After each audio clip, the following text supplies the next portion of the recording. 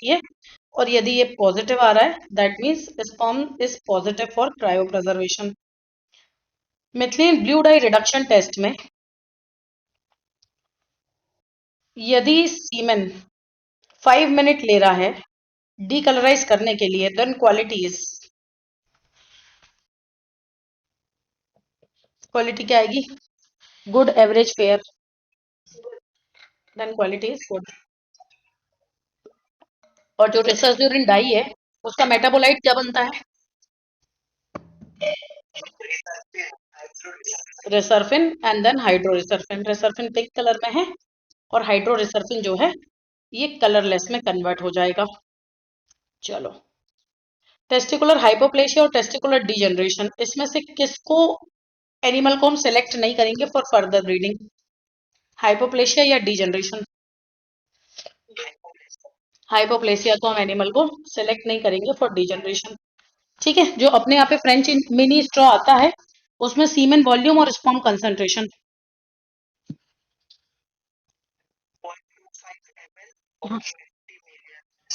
20 million spermatozoa एक packing में होना चाहिए। चलो आगे बेटा, अपन को देखना था फ्रोजन सीमेन टेक्निक। ठीक है ना? फ्रोजन सीमेन के लिए टेम्परेचर क्या था? टेम्परेचर -196 डिग्री सेल्सियस पिछले साल के यूपीपीएससी के पेपर में आया है। ठीक है, क्वेश्चन बहुत सड़ा सा है लेकिन ये एग्जाम में आ चुका है कि बेसिकली फ्रोजन ये LN2 का टेम्परेचर कितना होगा। तो फ्रोजन सीमेंट टेक्नोलॉजी है बेटा, बेसिकली या तो हम ड्राई आइस में करते हैं -79 डिग्री सेल्सियस पे, या फिर -196 डिग्री सेल्सियस पे लिक्विड नाइट्रोजन में। ये बेसिकली है फ्रोजन सीमेंट। तो फ्रोजन सीमेंट टेक्नोलॉजी के लिए बेसिकली करना क्या होता है? तो फ्रोजन सीमेंट टेक्नोलॉजी के लिए पहली चीज है सीमेंट एवेल्युएशन, है ना? पहला चीज क्या करना है? सीमेंट को एवेल्युएट करना है। एवेल्युएट करने पे 70% कम से कम मोटाइल स्पर्मेटोजोआ होना चाहिए, 80% लाइव और 70% मोटाइल। ठीक है ना? क्योंकि कई लाइव स्पर्मेटोजोआ होते हैं जो ज्यादा मोटाइल नहीं होते। तो ये बेसिकली होना चाहिए, कम से कम 70% से ज्यादा मोटिलिटी होनी चाहिए और कंसंट्रेशन उसकी 1000 मिलियन पर ml से ज्यादा होना चाहिए for the cryo preservation. Sperm की स्पीड कितनी है बेटा? एक सेकेंड में कितना चलता है?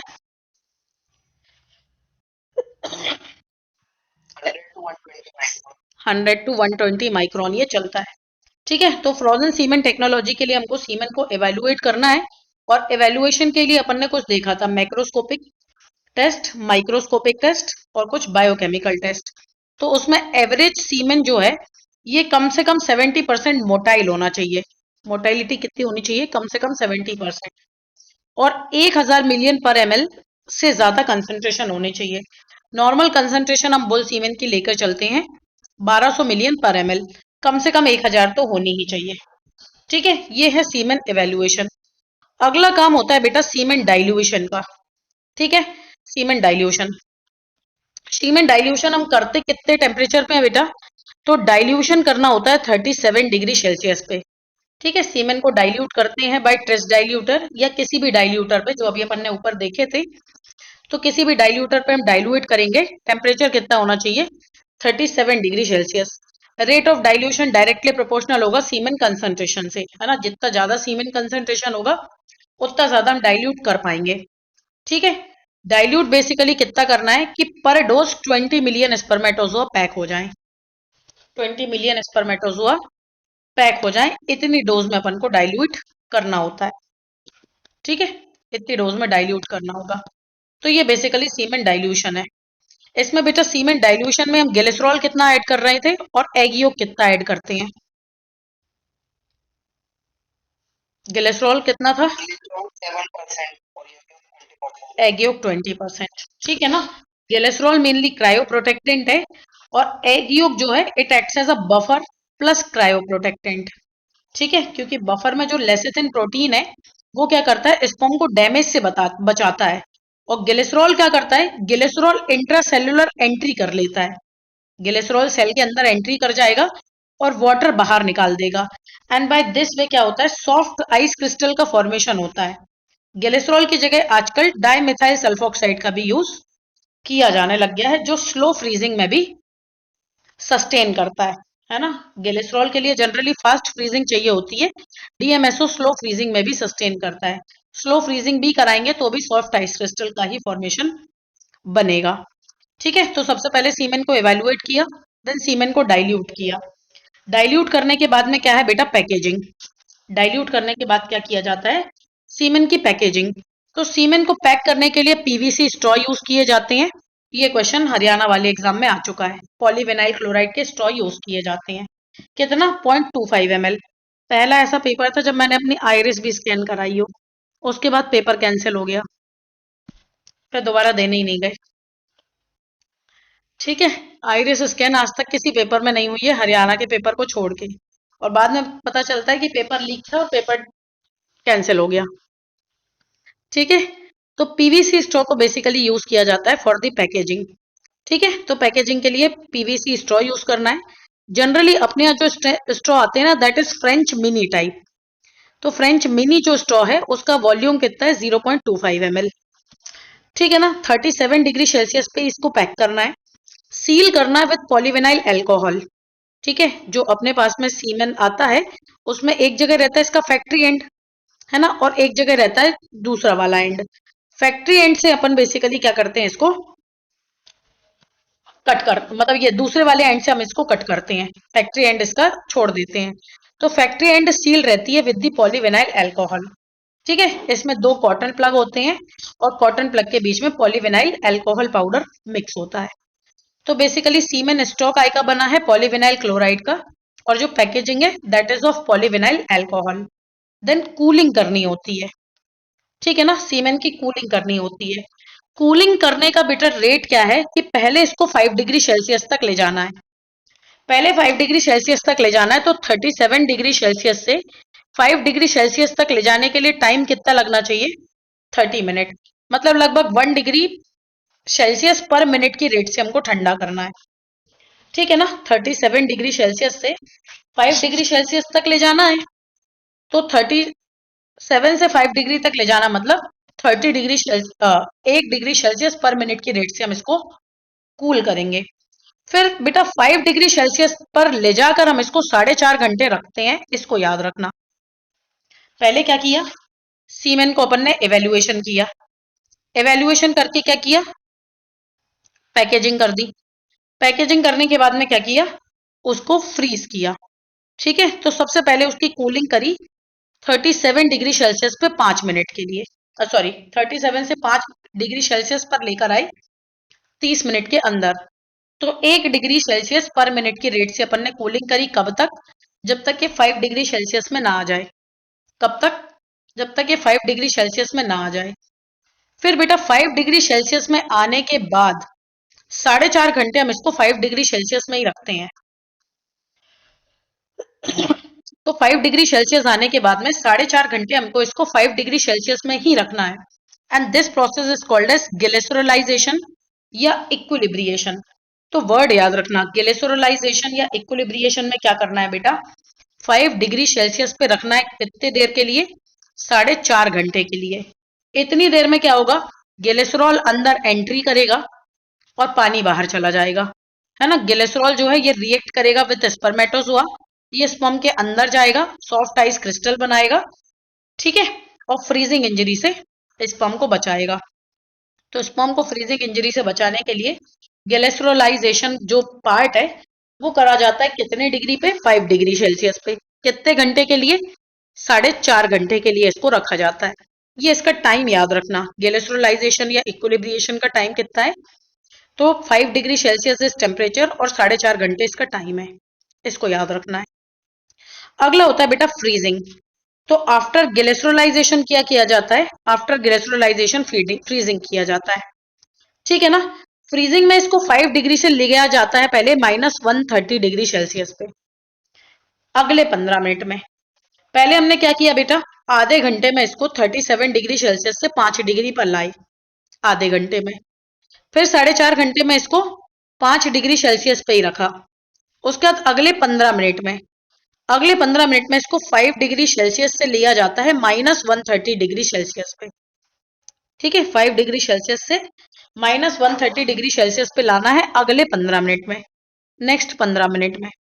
ठीक है, और उसके बाद में इसको प्लंज कर देना है इनटू द लिक्विड नाइट्रोजन। जहां -30 पे आया तो डायरेक्ट इसको लिक्विड नाइट्रोजन में डिप कर देना है। प्रिजर्वेशन तो इसका जीवन भर के लिए प्रिजर्वेशन होता है। जब तक Ln2 मेंटेन रहेगी तब तक स्पर्म खराब नहीं होगा। ठीक है, और यूज करने से पहले करी जाती है थॉइंग। तो थॉइंग करनी है 35 से 37 डिग्री सेल्सियस पे 30 सेकेंड्स के लिए। 35 से 37 डिग्री सेल्सियस पे, ठीक है, 30 सेकेंड के लिए।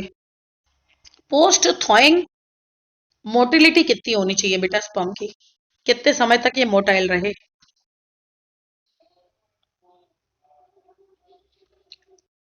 कम से कम 1 घंटे तो रहे। ठीक है, क्योंकि यूट्रस में डिपॉजिट करेंगे और फेलोपियन ट्यूब तक इसको ट्रेवल करके जाना है, तो मिनिमम 1 से 1.5 घंटे उसका सर्वाइवल टाइम होना चाहिए, है ना, तभी बेसिकली ये सक्सेस रहेगा। अदरवाइज फर्टिलाइजेशन फेलियर देखने को मिलेगा। तो ये है बेटा सीमेन प्रोसेसिंग। सीमेन प्रोसेसिंग से पहले अपन ने क्या देखा था, कुछ टेस्ट देख लिए थे, है ना। कौन सा ओवा है बेटा जो मल्टीपल स्पर्म को, मतलब मल्टीपल वैरायटी ऑफ स्पर्म को एंट्री देता है? Golden hamster. ठीक है, गोल्डन हैमस्टर ओवा के लिए अपन जोना पेनिट्रेशन टेस्ट करते हैं। इसमें जोना फ्री एग लेना पड़ता है, जोना पेल्यूसिडा उसकी हटा देनी पड़ती है और फिर स्पर्म की एंट्री कराते हैं। ठीक है, उसके बाद में हम पोस्ट थो मोटिलिटी देख रहे थे, पोस्ट एक्रोसोमल इंटीग्रिटी देख रहे थे, और post thaw incubation survival at 37 degree Celsius. कम से कम 1 से 1.5 घंटे का सर्वाइवल होना चाहिए। ठीक है, बायोलॉजिकल टेस्ट में हम देख ही चुके थे, जोना फ्री टेस्ट। उसके बाद में सीमेंट डाइल्यूशन में अपन ने देखा था बेटा एक एम्बिएंट टेम्परेचर पे इलिनी वेरिएबल टेम्परेचर जो है एक्सटेंडर, ये किसके लिए यूज किया जाता है? बोर सीमेन के लिए, है ना। तो इसमें एक एम्बिएंट टेम्परेचर का टेम्परेचर याद रखना है, 18 to 30 degree Celsius is ambient temperature. 4 से 7 दिन तक के लिए यहाँ पर स्पर्म स्टोर रहता है ना। तो एम्बिएंट टेम्परेचर है 18 to 30 डिग्री सेल्सियस और 4 से 7 दिन के लिए स्टोर रहेगा। इसमें एक्सटेंडर के नाम याद रखना, coconut milk extender, Milovanov extender, Illini variable temperature extender, Cornell University extender और कैप्रोजन। ठीक है ना। इसमें बेटा जो मिलाविनॉफ एक्सटेंडर है, एक अपन ने मिलाविनॉफ वैल्यू देखी थी या आर वैल्यू देखी थी? आर वैल्यू क्या थी?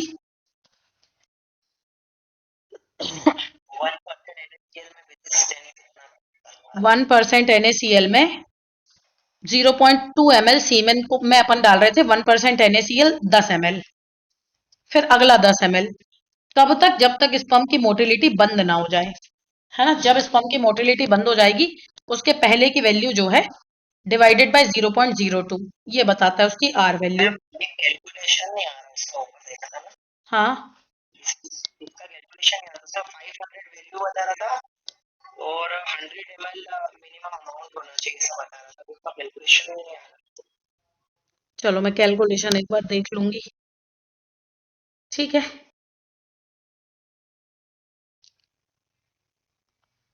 इसमें 100 ml लिखा है और 500 वैल्यू का लिखा है, तो अगर 100 ml 100 रखते ना यहाँ पे तो 5000। हाँ, 5000 आएगा। फिर बेटा ये 0.02 नहीं होगा, 0.2 होगा शायद। हाँ, वही होगा, तभी ऐसा है। ये 0.2 होना चाहिए, फिर 0.02 ml तो वैसे भी सीमेंट बहुत कम हो जाएगा। इसको एक बार मैं देख लूंगी। ठीक है, ये 0.2 होगा, फिर 0.02 नहीं होगा, लिखते समय गड़बड़ हो गई होगी। ठीक है, 0.2 होगा तब तो आ जाएगा ना 500। 0.02 लेंगे भी कैसे, बहुत ही कम हो जाएगा। 0.2 ही होगा वो। एक बार मैं और इसको चेक करके बता दूंगी अभी। चलो, तो preservation of semen at ambient temperature में सिर्फ टेम्परेचर याद रखना है, प्रिजर्वेशन 4 से 7 दिन का है। रेफ्रिजरेटेड टेम्परेचर में भी सिर्फ टेम्परेचर याद रखना है और बेसिकली 4-5 दिन इसका प्रिजर्वेशन है। ठीक है, जो एम्बिएंट टेम्परेचर वाले हैं बेटा उनके नाम भी याद रखना, coconut milk extender, Milovanov extender, Illini variable temperature, Cornell University extender और कैप्रोजन। रेफ्रिजरेटेड टेम्परेचर में ऐसा कोई ज्यादा नाम याद रखने की जरूरत नहीं है, बस इतना याद रखना कि एग योक फॉस्फेट से एग योक साइट्रेट डाइल्यूटर ज्यादा अच्छा है। वैसे तो ज्यादातर हम ट्रिस बफर यूज करते हैं। ठीक है, तो साइट्रेट वाला ज्यादा अच्छा क्यों है? क्योंकि ये फैट ग्लोब्यूल को डिसअपियर करने में मदद करता है, जिससे विजिबिलिटी ऑफ स्पर्म जो है ये इंप्रूव हो जाती है। विजिबिलिटी ऑफ स्पर्म इंप्रूव हो जाएगी। अगला है बेटा एट अल्ट्रा लो टेम्परेचर, सीमेन प्रिजर्वेशन एट अल्ट्रा लो। तो अल्ट्रा लो टेम्परेचर कितना है? इसके लिए टेम्परेचर याद रखना है।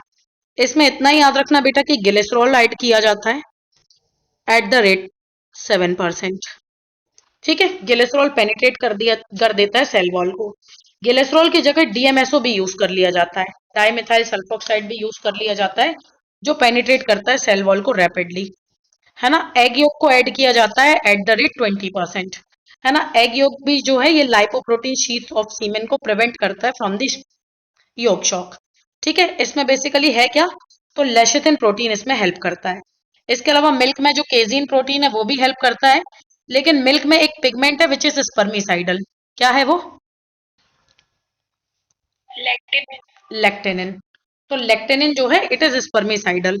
तो ये जितने भी एक्सटेंडर होंगे बेटा -196 वाले, ठीक है, फ्रीजिंग वाले, उन सब में ग्लिसरॉल तो कम से कम ऐड होगा, जिसमें ट्रिस एगियो ग्लिसरॉल जो है ये सबसे ज्यादा कॉमनली यूज्ड है ना। ये अपन कल देख चुके थे। तो सबसे पहले हमको सीमेन एवेल्युएशन करना है। एवेल्युएशन के समय पे कम से कम 70% मोटिलिटी होनी चाहिए, और स्पर्म कंसंट्रेशन कितनी होनी चाहिए? मिनिमम 1000 मिलियन पर एमएल इसकी कंसंट्रेशन होनी चाहिए। सीमेन डाइल्यूशन करना है 37 डिग्री सेल्सियस पे बाय ट्रिस डाइल्यूटर या एनी अदर डाइल्यूटर। पैकेजिंग करनी है तो 0.25 ml का अपने पास फ्रेंच मिनी स्ट्रॉ आता है। ठीक है, पीवीसी का स्ट्रॉ है, पीवीए की इसकी पैकेजिंग है। ठीक है, मतलब सीलिंग जो है that is by polyvinyl alcohol. Cooling याद रखना बेटा, है ना, ये कूलिंग का पूरा ही याद रखना कि 37 डिग्री सेल्सियस से 5 डिग्री सेल्सियस तक ले जाने के लिए आधा घंटा, है ना, 37 से 5 डिग्री सेल्सियस तक ले जाने के लिए आधा घंटा, मतलब 1 डिग्री सेल्सियस पर मिनट की रेट से यहाँ कूलिंग करी, फिर 5 डिग्री तक ले जाकर इसको 4.5 घंटे विथ स्टैंड करना है, क्योंकि ग्लिसरोलाइजेशन बेसिकली हमको कराना पड़ता है। ग्लिसरॉल जो है वो अंदर एंट्री करेगा, तो 4.5 डिग्री सेल्सियस पे इसको रखना है कितनी देर के लिए? 5 डिग्री सेल्सियस पे इसको रखना है 4.5 घंटे के लिए। उसके बाद में 5 डिग्री सेल्सियस से -130 डिग्री सेल्सियस तक ले जाने में कितना समय लगेगा? अगले 15 मिनट। और उसके बाद में इसको प्लंज कर देना है इनटू द लिक्विड नाइट्रोजन। तो फिर इसको प्लंज कर देना है इनटू लिक्विड नाइट्रोजन। ठीक है ना। उसके बाद में थॉइंग करनी होती है, तो 37 डिग्री सेल्सियस पे 30 सेकेंड के लिए हम थॉइंग कर देते हैं। अगले हैं बेटा कुछ छोटे छोटे से points. Site of deposition of semen. तो लिक्विड सीमेन को डिपॉजिट किया जाता है मिड सर्विक्स में। ठीक है, एक्चुअली सर्विक्स को काउंट ना अंदर से बाहर किया जाता है। ठीक है, ये एंटीरियर, ये मिड, और ये एक्सटीरियर, यहां से फॉरनेक्स वेजाइन आ जाएगी। तो बेसिकली जो लिक्विड सीमेन है इसका डिपोजिशन मिड सर्विक्स में होता है। सर्विक्स में डिपॉजिट होगा, उसके बाद में इसका कैपेसिटेशन होगा, ये अंदर एंट्री करेगा। फ्रोजन सीमेन का डिपोजिशन होता है बेटा यूट्रस में, लेकिन एसपी शुक्ला की बुक में ना एंटीरियर सर्विक्स लिखा है। एंटीरियर सर्विक्स मतलब ये जस्ट क्रॉस करके, तो इसको यूट्रस ही मानो ज्यादा बेटर है, क्योंकि एग्जाम में ना इन्होंने यूट्रस ही माना है। शायद 2016 वाले पेपर में ही था ये क्वेश्चन। तो फ्रोजन सीमेन का डिपोजिशन जो है ये यूट्रस में होता है। ठीक है ना, यूट्रस में। लिक्विड सीमेन की डोज क्या है बेटा? तो लिक्विड सीमेन की डोज है 1 ml। लिक्विड सीमेन की डोज क्या है? 1 ml। फ्रोजन सीमेन की डोज है बेटा 0.25 ml। फ्रोजन सीमेन की डोज कितनी है? जो अपनी स्ट्रॉ की डोज है 0.25 ml। नंबर ऑफ स्पर्म पर इंसेमिनेशन कितना होना चाहिए? तो यहाँ 1 ml अपन डाइल्यूटेड सीमेन यूज कर रहे हैं। इसमें डोजिंग कितनी हो बेटा? 5 मिलियन मोटाइल स्पर्म होना चाहिए। नंबर ऑफ स्पर्म पर इंसेमिनेशन, ठीक है, पर इंसेमिनेशन मतलब पूरा जो 1 ml अपन ने इंसेमिनेट किया है उसमें 5 मिलियन मोटाइल स्पर्म होना चाहिए।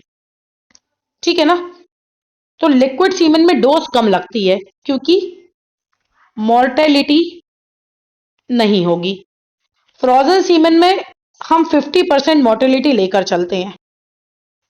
तो 20 मिलियन स्पर्म डोज रखना, 20 मिलियन ही इसको याद रखना, है ना। कंसीडर क्या है? 40% मोर्टेलिटी कंसीडरेशन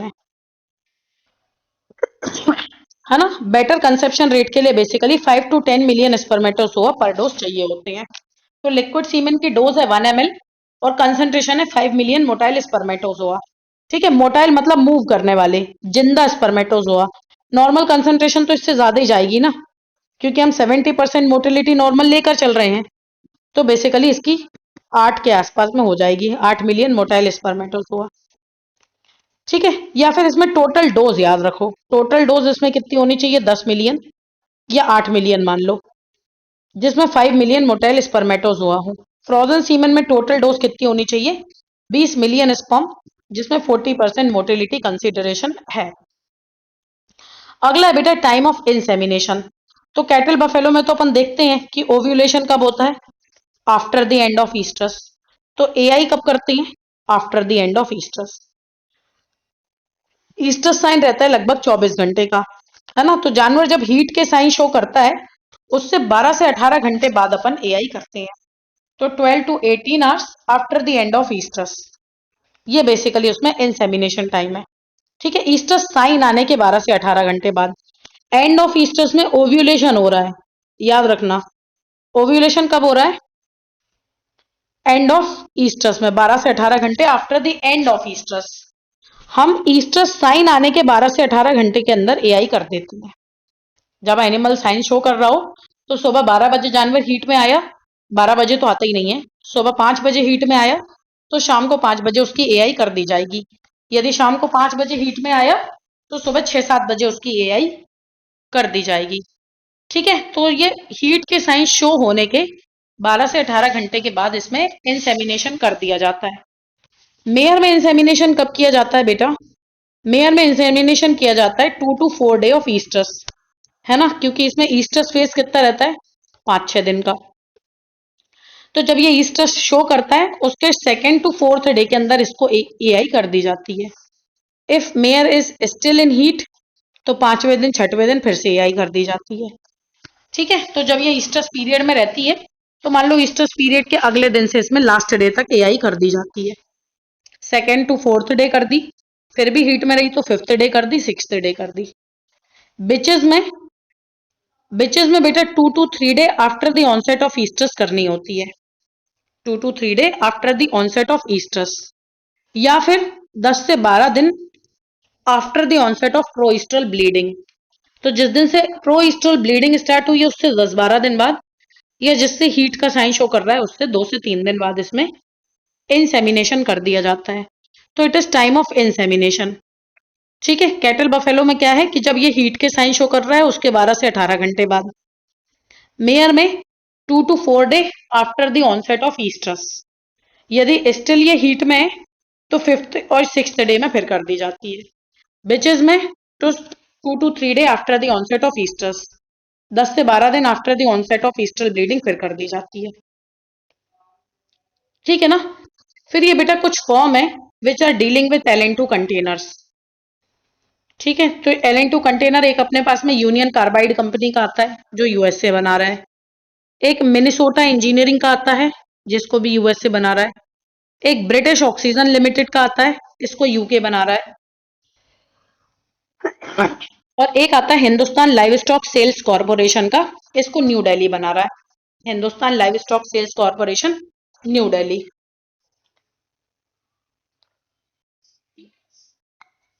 ठीक है ना। तो ये जो Hindustan live stock sales corporation है ये न्यू दिल्ली बनाता है in collaboration with West Bengal और वेस्ट जर्मनी और फ्रांस, इसके साथ में मिलके ये बनाता है। तो LN2 कंटेनर अपने पास में कंपनी कौन कौन सी आ रही है, Union Carbide company, Minnesota Valley Engineering work, British Oxygen Limited और Hindustan live stock sales Corporation, इसके अपने पास में LN2 कंटेनर आते हैं। उसके अलावा बेटा इंडो बर्मा पेट्रोलियम कंपनी, ये बॉम्बे में एग्जिस्ट करती है, और एक इनॉक्स कंपनी बड़ौदा। ये बेसिकली 6 कंपनी है जिसके अपने यहाँ पे LN2 सिलेंडर्स आते हैं। ठीक है, LN2 सिलेंडर अपने यहाँ पे आते हैं। Union Carbide company, Minnesota engineering work, British Oxygen Limited, Hindustan live stock sales corporation, उसके अलावा इंडो बर्मा पेट्रोलियम कंपनी, और उसके अलावा आइनॉक्स कंपनी बड़ौदा। ठीक है ना, ये बेसिकली LN2 सिलेंडर के साथ डील करने वाली कंपनी है। फिर बेटा कंपोजिशन ऑफ सीमेन। सीमेन में क्या क्या होगा, तो सीमेन में याद रखना बेटा, स्पर्म सेल कंट्रीब्यूट करते हैं 10% ऑफ सीमेन वॉल्यूम। ठीक है, जैसे नॉर्मल अपन रैम या बुल में देखते 1 ml सीमेन वॉल्यूम है, तो 1 ml में 10% इसका क्या हो जाएगा, 1 ml में 10% हो जाएगा सीमेन में स्पर्म हो जाएंगे। ठीक है, तो स्पर्म सेल बेसिकली कितना है, 10% ऑफ सीमेन है। उसके बाद में बेटा वेसिकुलर ग्लैंड या सेमिनल वेसिकल का कंट्रीब्यूशन कितना है, 32 to 38%, मतलब 35% याद रख लो। सेमिनल वेसिकल का कंट्रीब्यूशन कितना है, 35%। एपिडिडाइमस का कंट्रीब्यूशन कितना है बेटा, एपिडिडाइमस का 31 to 36, मतलब वही 35%। फिर प्रोस्टेट और बल्बो यूरेथ्रल का कंट्रीब्यूशन कितना है, ये भी लगभग 35%। ठीक है, तो ये तीनों मिलके बनाते हैं 90% और 10% उसमें स्पर्म कंट्रीब्यूट करता है। तो स्पर्म सेल बेसिकली कितना है, 10% ऑफ सीमेन। ठीक है, सेमिनल वेसिकल का सिक्रीशन कितना है, 32 to 38%। एपिडिडाइमस का कंसंट्रेशन कितना है, 31 to 36। और प्रोस्टेट या बल्बो यूरेथ्रल ग्लैंड का कंट्रीब्यूशन कितना है, 31 to 32%। ठीक है, ये बेसिकली है कॉम्पोजिशन ऑफ सीमेन। स्पर्म है 10%, बाकी सब 32% है। वाटर कंटेंट कितना है बेटा सीमेन में, तो वाटर कंटेंट होता है 85 to 92%। वाटर कंटेंट ऑफ सीमेन कितना है, 85 to 92%। ठीक है, फिर डिपेंड करता है सीमेन की कंसिस्टेंसी पे। क्रीमी होगा तो 85% पानी, थिन मिल्की होगा तो बहुत ज्यादा पानी। ठीक है, तो creamy, thick milky, milky, thin milky और वाटरी, ये 5 कंसिस्टेंसी के अपन सीमेन देखते हैं। तो डिपेंडिंग ऑन कंसिस्टेंसी उसमें पानी का कंट्रीब्यूशन रहता है। तो 85 to 92% इसमें पानी है। ठीक है ना। सेमिनल वेसिकल और प्रोस्टेट दोनों का सिक्रीशन याद रखना बेटा, अल्कालाइन सिक्रीशन होता है। ठीक है, और नॉर्मल सीमेन का पीएच कितना है, बुल सीमेन का 6.8। इंक्रीज इन पीएच क्या बता रहा है,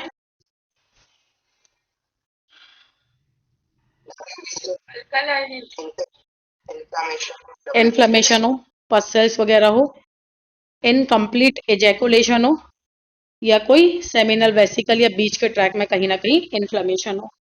तो ये कंडीशन बताती है क्या, कि कोई ना कोई इन्फ्लेमेटरी कंडीशन है, या फिर इनकम्प्लीट एजैकुलेशन है, या ओवर यूसेज हो गया है किसका, बुल का। यदि बहुत ज्यादा फ्रीक्वेंट सीमेन कलेक्शन करेंगे तब भी अल्कलाइन सीमेन आएगा। ठीक है ना। फिर during the natural service, natural service में क्या होता है बेटा, seminal plasma serves as a vehicle, इसीलिए तो इसका नाम सीमेन पड़ा है। ठीक है, सेमिनल प्लाज्मा जो है it serves as a vehicle for the sperm transport, और ये प्रोटेक्ट भी करता है स्पर्मेटोजोआ को डैमेज से। तो सेमिनल प्लाज्मा का काम क्या है, as a vehicle for sperm transport और as a protector for the passage of spermatozoa. फिर इम्यूनोग्लोबिन और याद रखना बेटा, तो सीमेन में इम्यूनोग्लोबिन कौन सी है, आईजीए। सीमेन में इम्यूनोग्लोबिन कौन सी है, आईजीए टाइप ऑफ इम्यूनोग्लोबिन। ठीक है, आईजीए टाइप ऑफ इम्यूनोग्लोबिन है। तो ये बेसिकली है कंपोजिशन ऑफ सीमेन, जिसमें स्पर्म सेल है 10%, सेमिनल वेसिकल है 32 to 38%, एपिडिडाइमस है 31 to 36%, प्रोस्टेट और बल्बो यूरेथ्रल सिक्रीशन है 31 to 32%, water content of semen 85 to 92%। ठीक है ना। सबसे ज्यादा प्रोटेक्टेंट का काम कौन करता है, सेमिनल वेसिकल का सिक्रीशन, सेमिनल प्लाज्मा, है ना। It serves as a vehicle for sperm transport, और ये प्रोटेक्ट करता है स्पर्मेटोजोआ को फ्रॉम इंजरी। इम्यूनोग्लोबिन कौन सा है बेटा सीमेन में, तो it is having IgA type of immunoglobulin, IgA immunoglobulin रहता है।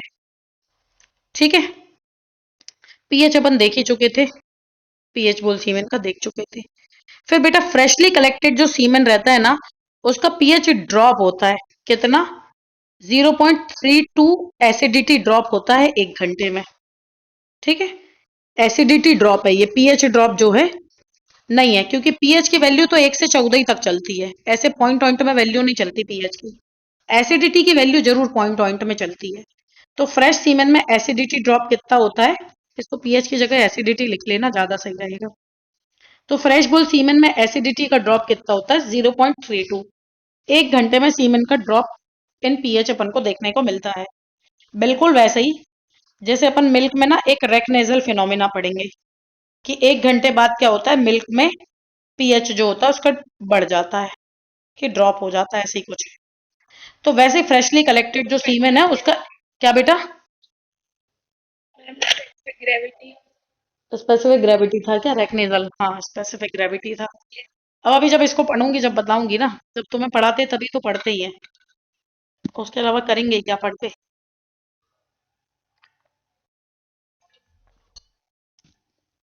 तो पीएच ऑफ फ्रेशली कलेक्टेड सीमेन जो है ना, इसकी एसिडिटी ड्रॉप देखने को मिलती है 0.32 1 घंटे में। इसके बाद फर्दर ड्रॉप देखने को नहीं मिलता, शुरुआत के 1 घंटे में ही ड्रॉप देखने को मिलता है। ठीक है। फिर बेटा जितना ज्यादा स्पर्म कंसंट्रेशन होगा उतना ज्यादा ये ड्रॉप देखने को मिलेगा, क्योंकि अपन ऊपर भी देख चुके थे कि जितने ज्यादा मेटाबॉलिकली एक्टिव स्पर्म रहेंगे उतना ज्यादा हाइड्रोजन आयन रिलीज करेंगे। इसीलिए तो हम इसका पीएच देख रहे थे, या एमबीआरटी देख रहे थे, या फिर एक और कौन सा टेस्ट था, रोसाजिन। ठीक है, तो रेसाज्यूरिन। तो ये बेसिकली जितना ज्यादा सीमेन कंसंट्रेशन होगा उतना ज्यादा क्या होगा, सीमेन का पीएच ड्रॉप देखने को अपन को मिलेगा, मतलब एसिडिटी ड्रॉप देखने को मिलेगा। ठीक है। Greater drop in the pH of semen, तो ये क्या बताएगा, मोटिलिटी ऑफ स्पर्मेटोजोआ अच्छी है, मतलब मेटाबॉलिकली एक्टिव स्पर्म है। अब ड्यूरिंग द स्टोरेज क्या होगा बेटा, लैक्टिक एसिड का डिपोजिशन होगा। ड्यूरिंग स्टोरेज लैक्टिक एसिड बनेगा जो पीएच को कम करेगा। ठीक है। यदि बहुत ज्यादा पीएच कम हो रहा है तो फिर ये डेट्रीमेंटल होता है फॉर दी स्पर्मेटोजोआ। थोड़ी बहुत तक तो ठीक है, यदि सडन पीएच ड्रॉप बहुत ज्यादा हो रहा है तो फिर वो स्पर्म की डेथ करा देगा। फिर fructose is a normal sugar, जो अपन देख ही चुके थे, जो क्या करेगी, स्पर्म को एनर्जी देगी। ठीक है। ये बनती कहाँ है, तो फ्रक्टोज का फॉर्मेशन होता है सेमिनल वेसिकल में। फ्रक्टोज का फॉर्मेशन कहाँ होता है, सेमिनल वेसिकल में। फिर याद रखना बेटा, बफेलो सीमेन में फ्रक्टोज कंसंट्रेशन कम होता है, बुल के कंपैरिजन में बफेलो बुल में फ्रक्टोज कम है। इसीलिए बेटा बफेलो बुल के स्पर्म की सीमेन क्वालिटी कंपैरेटिवली लो रहती है। ठीक है। जितने इजीली ये बुल सीमेन स्टोर हो जाता है, जितनी अच्छी इसकी कीपिंग क्वालिटी रहती है, बफेलो बुल की उतनी अच्छी क्वालिटी नहीं रहती है, because of the low fructose content, है ना। तो fructose basically readily available sugar है फॉर मेटाबॉलिकली एक्टिव स्पर्मेटोजोआ। अब कोई भी चीज जिंदा है तो खाना तो खाएगी, स्पर्म भी जिंदा है तो बेचारे फ्रक्टोज ही खा लेंगे। ठीक है। तो फ्रक्टोज कंसंट्रेशन बफेलो सीमेन की नॉर्मली पुअर रहती है, और पुअर रहने की वजह से क्या है, कीपिंग क्वालिटी उसकी पुअर है। फिर बेटा ये लोअर रहती है बोर में भी, फ्रक्टोज कंसंट्रेशन जो है ये बोर में भी कम रहता है। उसके अलावा याद रखना कि बोर का जो सीमेन है it is inositol rich. Bore के सीमेन में क्या होता है, इनोसिटॉल एक कंपाउंड है जो ज्यादा रहता है, थोड़ी बहुत अमाउंट में अर्गोथियोनिन भी रहता है, लेकिन मेनली अर्गोथियोनिन को स्टेलियन में याद रखना और इनोसिटॉल को बोर में याद रखना। ऊपर मैंने ना बोर में ही शायद दोनों चीजें लिख दी थी, इनोसिटॉल और अर्गोथियोनिन, इसको अलग अलग। हाँ बेटा, क्या बोले? हाँ दोनों बोर में ही लिखा था ना, तो इसको याद रखना कि अर्गोथियोनिन ना कम है तो बोर में, लेकिन इसकी कंसंट्रेशन कम है। तो अर्गोथियोनिन की कंसंट्रेशन ज्यादा है स्टेलियन में, और इनोसिटॉल की कंसंट्रेशन ज्यादा है बोर में। ठीक है।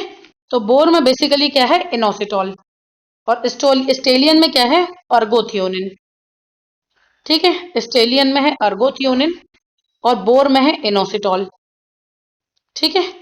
बोर में है इनोसिटॉल और स्टेलियन में है अर्गोथियोनिन ज्यादा।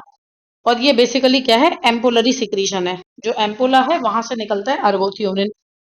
फिर बेटा फ्रक्टोज जो है ये एब्सेंट रहती है डॉग कैट में, इसीलिए इसकी कीपिंग क्वालिटी बहुत पुअर रहती है। डॉग कैट के सीमेन को प्रिजर्व ज्यादा दिन तक नहीं किया जा सकता।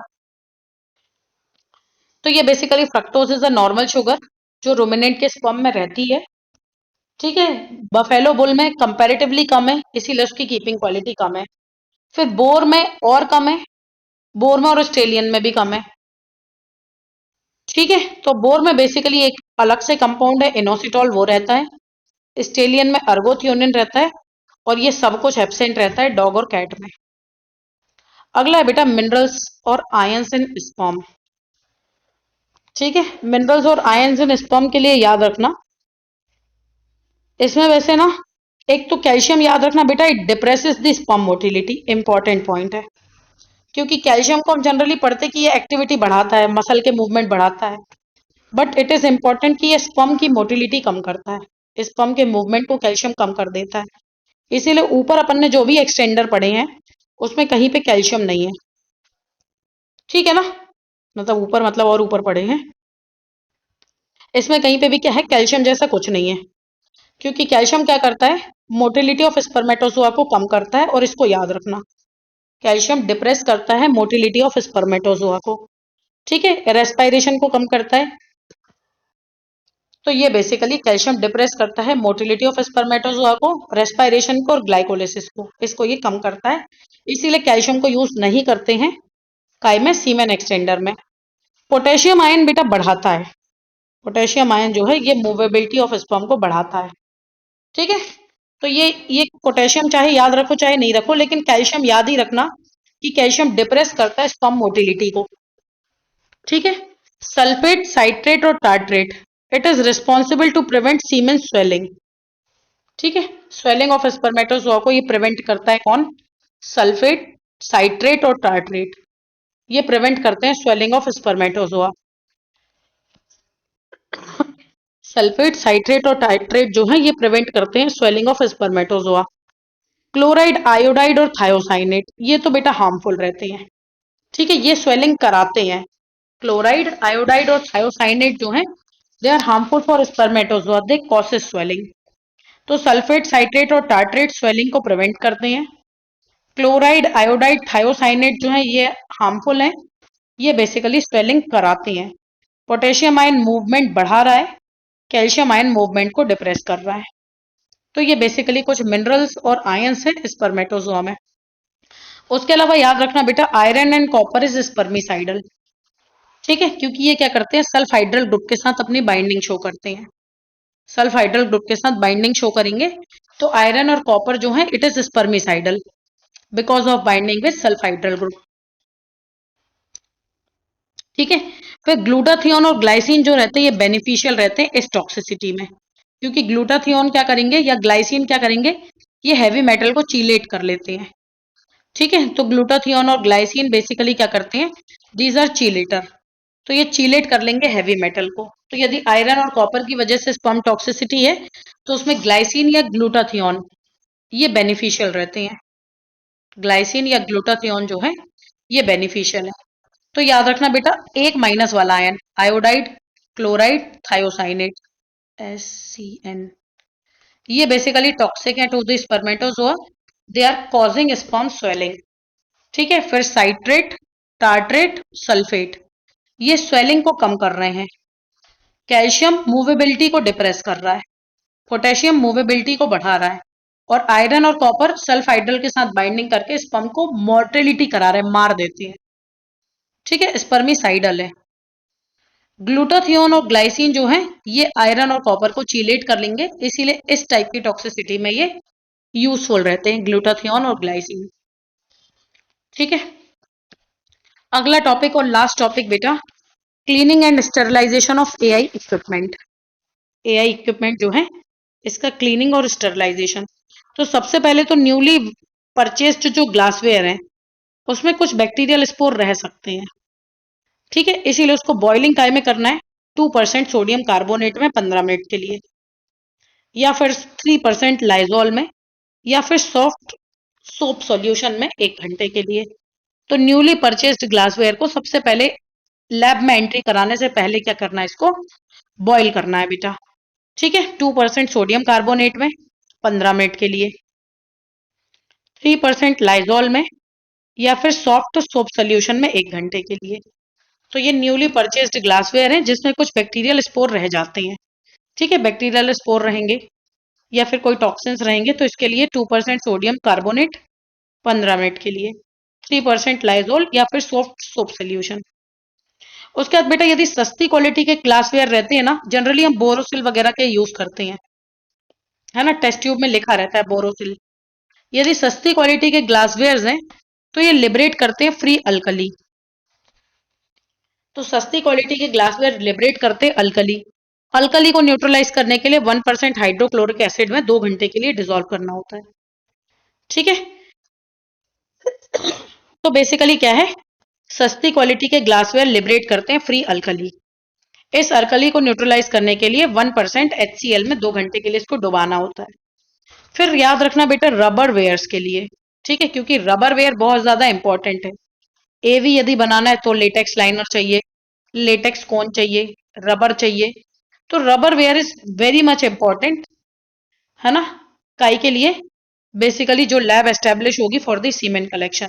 तो रबर वेयर को मतलब बेसिकली वॉश करना विथ नॉन कोरोसिव सब्सटेंस। तो विम या सोप सोल्यूशन से इसको वॉश कर देते हैं, या 2% वॉशिंग सोडा से इसको वॉश कर देते हैं। तो ये तो होगा बेटा कुछ इक्विपमेंट को वॉश करना। यदि सस्ती क्वालिटी के ग्लासवेयर है तो उसको 2 घंटे तक 1% हाइड्रोक्लोरिक एसिड में डुबाना है, क्योंकि सस्ती क्वालिटी का ग्लासवेयर फ्री अल्कली लिबरेट करता है।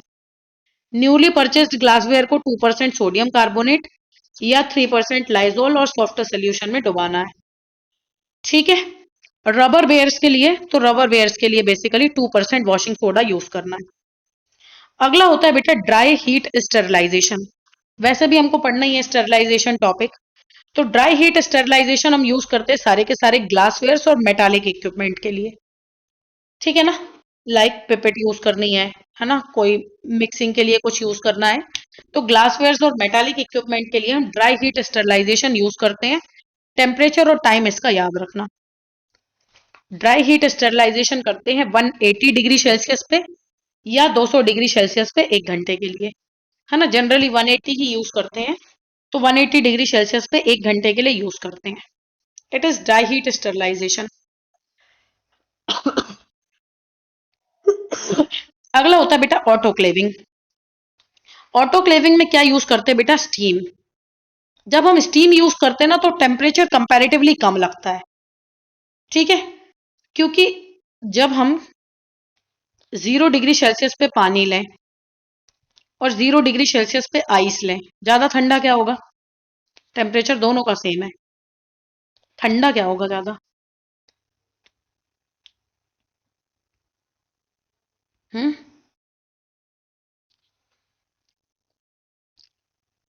अच्छा, 100 डिग्री सेल्सियस के पानी से जलो और 100 डिग्री सेल्सियस के वेपर से जलो, जलन किस में ज्यादा होगी। अब ये रोटी बनाते हुए तो जले ही होंगे वेपर में। क्यों, क्योंकि बेटा जब, हाँ, किस वजह से, लेटेंट हीट। ठीक है, क्योंकि जब मॉलिक्यूल एक फॉर्म से दूसरे फॉर्म में कन्वर्ट होता है ना, तो इसमें मूवमेंट बढ़ रहा है ना। जब कोई भी चीज सॉलिड थी तो मूवमेंट ऑफ पार्टिकल कम था, जब लिक्विड हुआ तो मूवमेंट ऑफ पार्टिकल ज्यादा हुआ, जब वेपर हुआ तो और ज्यादा मूवमेंट होगा ना। तो एक होती है बेटा स्टैटिक एनर्जी और एक होती है काइनेटिक एनर्जी। काइनेटिक एनर्जी मतलब मोशन वाली एनर्जी, ये इतनी एनर्जी वेपर में ज्यादा है एज कंपेयर टू वाटर। इसको कहा जाता है लेटेंट हीट, छुपी हुई हीट, जो मेजर तो नहीं हो रही है लेकिन लग रही है ना। मेजर तो नहीं हो पा रही क्योंकि दोनों चीजें 100 डिग्री पे ही हैं, लेकिन वो लग रही है। इसीलिए वाटर बनते समय बेसिकली हम क्या देखते हैं कि एक प्रोसेस एक समय पे होती है। एक प्रोसेस एक समय पे मतलब या तो 100 डिग्री सेल्सियस पे पानी गर्म हो रहा होगा, और जब पूरा का पूरा गर्म हो जाएगा तब इसमें से वेपर बनेंगे। वेपर जब बनेंगे जब पूरा पानी 100 डिग्री पे आ जाएगा। ठीक है, ये प्रोसेस कहलाती है बॉइलिंग। बॉइलिंग जब पूरे मास से वेपर बन रहे हो। एक सरफेस फिनोमिना भी होता है बेटा वेपोराइजेशन, ये किसी भी टेम्परेचर पे होता रहता है। ठीक है, जैसे समुद्र का पानी वेपोराइज होके बादल बना रहा था ना, तो ये किसी भी टेम्परेचर पे होता है। तो बॉइलिंग या मास फिनोमिना बेसिकली जब हो रहा है तब उसमें लेटेंट हीट इन्वॉल्व है। इसीलिए ऑटोक्लेविंग जब हम करेंगे तो कंपैरेटिवली टेम्परेचर कम रहेगा। क्यों, क्योंकि लेटेंट हीट ज्यादा है तो पेनिट्रेटिंग पावर ज्यादा रहेगी। तो स्टीम में ज्यादा पेनिट्रेटिंग पावर होती है due to latent heat of vaporisation. ठीक है ना, इसमें बेसिकली रबर आर्टिकल को ऑटोक्लेव किया जाता है। तो ऑटोक्लेविंग रबर आर्टिकल की जब करनी है तो 10 LVS प्रेशर पे, मतलब 10 pound pressure, 115.6 degree Celsius temperature 20 minute के लिए किया जाता है। याद रखना बेटा, रबर आर्टिकल के लिए थोड़ा सा टेम्परेचर प्रेशर कम है। ठीक है, 100 पाउंड प्रेशर है, 115 डिग्री सेल्सियस टेम्परेचर है और 15 से 20 मिनट का टाइम है। ठीक है, रबर आर्टिकल की ऑटोक्लेविंग करने के लिए थोड़ा सा टेम्परेचर प्रेशर कम है, 115.6 डिग्री सेल्सियस टेम्परेचर है और 100 पाउंड प्रेशर है। 20 मिनट के लिए ऑटोक्लेविंग करनी है। अदर सब्सटेंस, अदर सब्सटेंस में क्या होगा बेटा, KY जेली या वैसलीन, जिसको हम एज अ लुब्रिकेंट यूज कर रहे थे, बफर्स जिसको हम मिक्स करेंगे एज अ एक्सटेंडर, इनको भी तो ऑटोक्लेव करना पड़ेगा ना। इनकी ऑटोक्लेविंग करी जाती है बेटा 15 पाउंड प्रेशर पे 121 डिग्री सेल्सियस पे फॉर 15 से 20 मिनट। ये नॉर्मल ऑटोक्लेविंग का टेम्परेचर प्रेशर टाइम है जिसको याद रखना है। ठीक है, यदि हॉट एयर ओवन है तो हॉट एयर ओवन पे जनरली 160 या 180 डिग्री सेल्सियस लेते हैं 1 घंटे के लिए। ठीक है, ऑटोक्लेविंग में कितना लेते हैं, तो ऑटोक्लेविंग में 15 pound pressure, 121 degree Celsius temperature और 15 से 20 मिनट का टाइम। ये नॉर्मल ऑटोक्लेविंग के लिए टेम्परेचर टाइम है। ठीक है, फिर बेटा शुगर सोल्यूशन, शुगर सोल्यूशन यदि हम यूज कर रहे हैं तो उसको ऑटोक्लेविंग नहीं की जाती, क्योंकि ऑटोक्लेविंग से शुगर डिस्ट्रॉय हो जाती है। कोई भी शुगर सोल्यूशन है उसकी ऑटोक्लेविंग नहीं की जाएगी। ऑटोक्लेविंग करोगे कैसे, पूरी की पूरी गल नहीं जाएगी शुगर, तो ये डिस्ट्रॉय कर देती है। ठीक है, उसके बाद बेटा जो स्टेरिलाइज्ड आर्टिकल है, जो भी चीज हमने स्टेरिलाइज करी है, चाहे बफर हो, चाहे बेसलिन हो, चाहे रबर वेयर्स हो, इसको एयर टाइट कैबिनेट या हॉट एयर ओवन में रखा जाता है 40 डिग्री सेल्सियस पे, जब तक इसको यूज नहीं करना है। ठीक है, तो जो ऑटोक्लेव्ड हो चुके हैं सामान, उसको क्या करना है, स्टेरिलाइज्ड कंटेनर में रखना होता है। तो स्टेरिलाइज जो आर्टिकल है उसको एयर टाइट कैबिनेट या हॉट एयर ओवन में 40 डिग्री सेल्सियस पे रखा जाता है, क्योंकि स्टेरिलाइज होने के बाद कोई भी चीज गीली हो जाएगी ना, उसको सुखाना भी तो है। तो हॉट एयर ओवन में 40 डिग्री सेल्सियस पे इसको रखा जाता है। तो ये बेसिकली क्या है बेटा, ड्राई हीट स्टेरिलाइजेशन, उसके बाद में ऑटोक्लेविंग। अगला है बेटा अल्ट्रावायलेट रेडिएशन। अल्ट्रावायलेट रेडिएशन में क्या किया जाता है, sterilisation of semen processing lab, क्योंकि पूरी की पूरी लैब को भी तो स्टेरिलाइज करोगे। लैब को स्टेरिलाइज करने के लिए अल्ट्रावायलेट रेस का यूज किया जाता है। इसके लिए बेटा मरकरी वेपर लैंप होते हैं जो अल्ट्रावायलेट रेस को प्रोड्यूस करते हैं। तो अल्ट्रावायलेट रेडिएशन के लिए क्या किया जाता है, स्टेरिलाइजेशन किया जाता है सीमेन प्रोसेसिंग लैब की by using mercury vapour lamp. Mercury vapour lamp क्या करती है, पूरी की पूरी लैब की स्टेरिलाइजेशन कर देती है। ठीक है, इससे कोई भी मटेरियल को हम स्टेरिलाइज नहीं करते, स्पेशली बायोलॉजिकल मटेरियल को स्टेरिलाइज नहीं करते, क्योंकि ये डिस्ट्रॉय कर देता है purine, pyrimidine, nucleic acid, tryptophan, सबको ये स्टेरिलाइज कर, मतलब सबको डिस्ट्रॉय कर देगा। ठीक है, तो यदि हमको बायोलॉजिकल मटेरियल लेना है तो उसका स्टेरिलाइजेशन नहीं होगा, बाकी लैब का स्टेरिलाइजेशन करेंगे, क्योंकि लैब में यदि कोई भी बैक्टीरिया है तो ये सबको खत्म कर देगा। तो यूवी रेस डिस्ट्रॉय कर देता है प्यूरिन को, पिरामिडिन को, न्यूक्लिक एसिड को, ट्रिप्टोफान को, सबको, मतलब बैक्टीरिया का कचुम्बर निकल जाएगा। ठीक है, इसके लिए याद रखना बेटा, यूवी क्रिएशन के लिए क्या कर रहे हैं, मरकरी वेपर लैंप का यूज कर रहे हैं। यूवी क्रिएट कैसे कर रहे हैं, मरकरी वेपर लैंप से यूवी क्रिएट कर रहे हैं। अगला है बेटा गैसियस स्टेरिलाइजेशन। गैसियस स्टेरिलाइजेशन के लिए गैस याद रखना, इथिलीन ऑक्साइड, वही गैस जिसको यूज करते हैं मैंगो को पकाने के लिए, ये कोई भी कच्चे फ्रूट को पकाने के लिए, इथिलीन ऑक्साइड। तो ethylene oxide is an effective sterilising agent जो लो टेम्परेचर पे हम यूज करते हैं। ठीक है, और इसकी पेनिट्रेटिंग पावर बढ़िया होती है। अब फ्रूट को पका दे रहा है तो पेनिट्रेशन तो अच्छी होगी ना बेटा। इथिलीन ऑक्साइड वेपोराइज होती है 10.8 डिग्री सेल्सियस पे, मतलब अपना जो नॉर्मल टेम्परेचर है इतने पे तो वेपर ही मिलेंगे। तो इथिलीन ऑक्साइड वेपोराइज हो जाती है 10.8 डिग्री सेल्सियस टेम्परेचर पे। ठीक है, ये बेसिकली यूज होती है टू स्टेरिलाइज हीट लेबाइल चीजें, जो भी चीजें हीट से ससेप्टेबल हैं उसके लिए इथिलीन ऑक्साइड गैस बढ़िया एक ऑल्टरनेटिव है। मॉइस्चर सेंसिटिव ऑब्जेक्ट, इसको भी स्टरलाइज करने के लिए यूज किया जाता है इथिलीन ऑक्साइड का, जैसे रबर। ठीक है, यदि रबर बैंड वाली रबर है और इसको ड्राई हीट स्टरलाइज कर देंगे तो उसकी इलास्टिसिटी खत्म हो जाएगी, उसके लिए इथिलीन ऑक्साइड गैस का यूज करना है। इलेक्ट्रॉनिक इक्विपमेंट मॉइस्चर सेंसिटिव है, पानी नहीं लगा सकते, है ना, लेकिन स्टरलाइज तो करना ही है ना, तो उसके लिए इथिलीन ऑक्साइड गैस को यूज करेंगे। प्लास्टिक वेयर्स को स्टरलाइज करने के लिए क्या करेंगे, इथिलीन ऑक्साइड को यूज करेंगे। तो गैशियस स्टरलाइजेशन में हम इथिलीन ऑक्साइड का यूज करते हैं। ठीक है ना। इथिलीन ऑक्साइड में किस चीज के लिए यूज करना है, बेसिकली जब कोई चीज हीट लेबाइल हो और मॉइस्चर सेंसिटिव हो, हीट लेबाइल या मॉइस्चर सेंसिटिव चीज के लिए इथिलीन ऑक्साइड गैसेस का यूज किया जाता है। इथिलीन ऑक्साइड है बेटा, एक है फ्रेऑक्साइड। तो freoxide is mixture of ethylene oxide और फ्रेऑन गैस। ठीक है, जिसमें इथिलीन ऑक्साइड 12% है और फ्रेऑन गैस 88% है। इन दोनों का मिक्सचर कहलाता है फ्रेऑक्साइड। इथिलीन ऑक्साइड और फ्रेऑन गैस का मिक्सचर फ्रेऑक्साइड कहलाता है, which is used for gas sterilisation. ठीक है, तो क्या बेटा ये फाउल का ना सिस्टम ही अलग से पढ़ाऊंगी पूरा का पूरा। फाउल में सिर्फ साइट याद रख लेना, फर्टिलाइजेशन की इनफंडिबुलम है। ठीक है, इवन अगली क्लास में मैं सोच रही हूँ फाउल का पार्ट और पढ़ा के इसको खत्म कर देते हैं, या 2 मिनट रुको, होल्ड रखना। फाउल का शायद पीपीटी बना रखा है।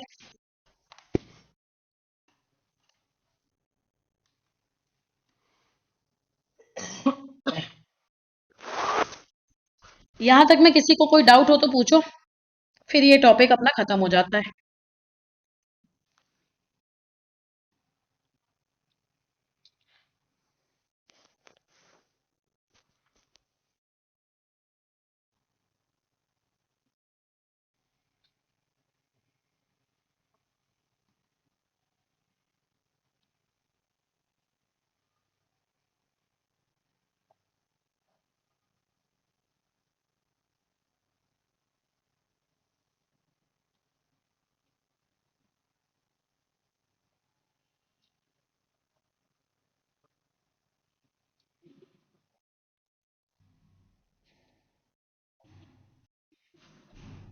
नहीं है बेटा, उसको थोड़ी सा ढंग से बनाना पड़ेगा, एक्चुअली पुराना बना हुआ था।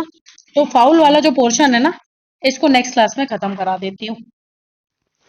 चलो फिर अभी 10 मिनट का ब्रेक है, इसके बाद फिर अपन जीके पे आते हैं।